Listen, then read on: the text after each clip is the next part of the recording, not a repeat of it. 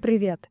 Меня зовут Арина, и сегодня мы прочитаем адаптированную версию для уровня B1 по произведению Федора Михайловича Достоевского «Белые ночи».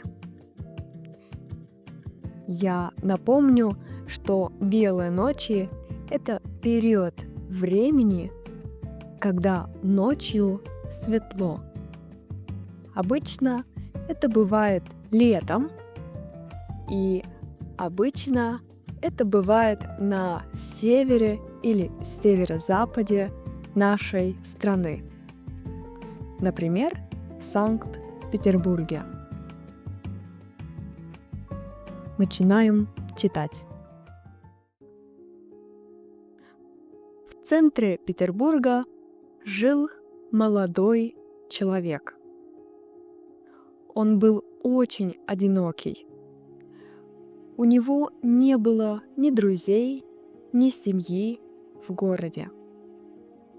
Каждый вечер он любил гулять по улицам, особенно летом, когда в Петербурге были прекрасные белые ночи.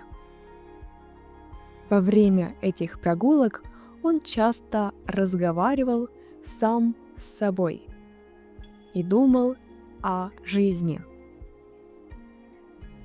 Молодой человек хорошо знал свой район.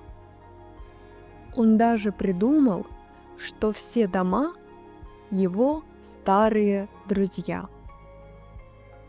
Когда он проходил мимо них, ему казалось, что они здороваются с ним. У каждого дома была своя история, и каждый дом он помнил по-своему. В один теплый летний вечер он, как обычно, гулял по набережной канала. Вдруг он увидел молодую девушку, которая стояла у перил и плакала.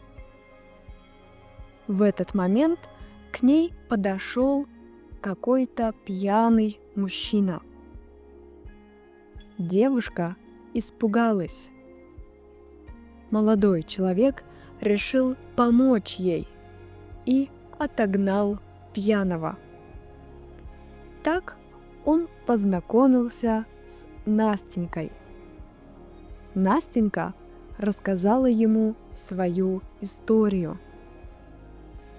Она жила вместе с бабушкой, которая очень строго воспитывала ее. Бабушка даже пришивала булавкой платье Настеньке к своему, чтобы девушка всегда сидела рядом. Год назад в их доме появился новый квартирант, молодой человек. Он часто давал Настеньке книги, а иногда водил ее с бабушкой в театр.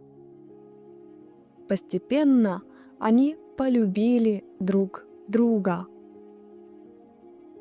Но квартиранту нужно было уехать в Москву по работе. Перед отъездом он обещал Настеньке, что через год вернется и женится на ней, если она согласится ждать его. Настенька обещала ждать. Теперь год прошел, но он не писал и не приезжал. Каждый вечер она приходила на набережную, надеясь его встретить.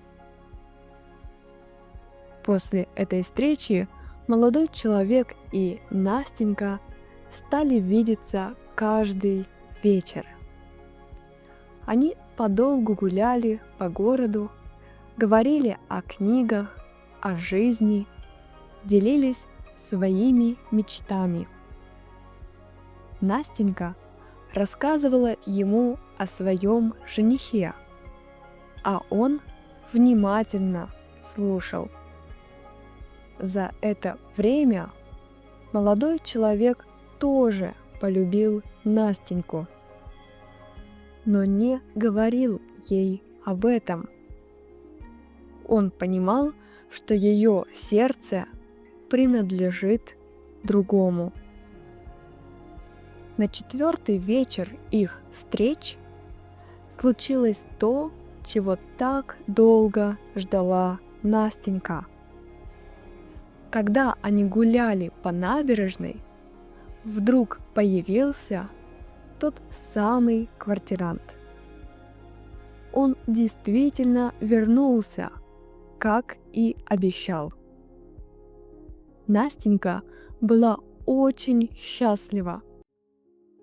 Она быстро подбежала к своему жениху, но не забыла поблагодарить своего нового друга. Она крепко обняла его, поцеловала и убежала со своим возлюбленным. На следующее утро молодой человек получил от Настеньки письмо. В письме она просила прощения за то, что, возможно, дала ему надежду. Она писала, что всегда будет помнить его доброту и благодарить за дружбу. Она желала ему найти свое счастье. Молодой человек был очень грустный, но не сердился на Настеньку. Он понимал, что эти 4 белые ночи были самыми счастливыми в его жизни, хотя и принесли ему боль. Он был рад, что смог помочь Настеньке в трудное для нее время, и что она нашла свое счастье.